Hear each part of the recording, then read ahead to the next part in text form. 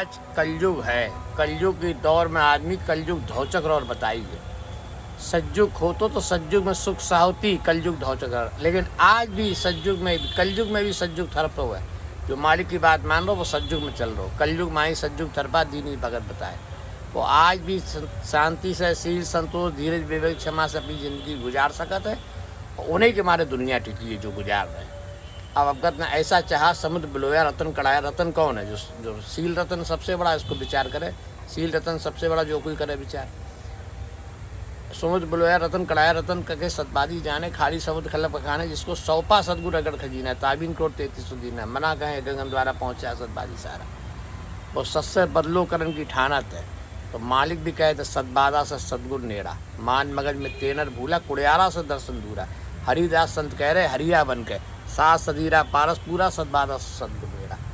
तो मालिक भी उसी के संग है जो मालिक को विश्वास जीत कर सब संसारी काम छोड़ देते और मालिक की तरफ शांति से लगत और पेड़ पौधा को बचाते और अपनी मानसिकता को बचाते और मालिक के द्वारा करीब सब काम करते। वो आज सबको विचार करते, उनको आज सब क्या दिया बेचारा। Old is gold. आदू मार्ग लागा, प्रगट ज्ञान हुआ पिनमाई साहब, पाए से पंथ लागा, झूठी रहते जी कल साहब आदू मार्ग लागा, सदगुरु दर से साथ भूदरदास गाँव साहब भाग मारा जागा।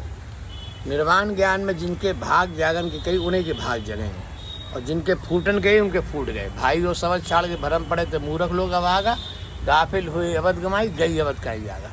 अवध तो जारी किसी के लिए ना रुकई, हमें को समझ के समझना पड़े क्या खेल है, तभी हम पास हों, न तो आवागमन में जा रहे। सास समझावे समझे नहीं, बचन बचन का झूठा, औली सौली ढट की जरिए आवत जात भूल गया। दुख सुख लारो लार आवे, दुख आवे फिर सुख आवे। लेकिन आवागमन से मुक्त होने का मतलब जुग जुग आनंद के सुख।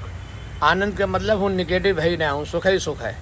तो बहु अवसर मालिक ने हमें दो है कि हम आवागमन से मुक्त हो जाएँ। इन अवसर में चेता नहीं मृतक समान रहता, या तो आवागमन से मुक्त हो गए या फिर जम के हाथ भी को जो ज्ञान कह रहे हो। मुकत मिली जम दंड चुकाया, ऐसा लाहा जी लीना, साधो खाटा गढ़ खजीना।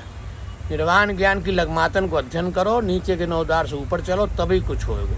नीचे के 9 द्वार की निरी ज़्यादा व्युतनी कर करके पूरे विश्व में प्रलय के संकेत हो रहे, ग्लोबल वार्मिंग हो रही।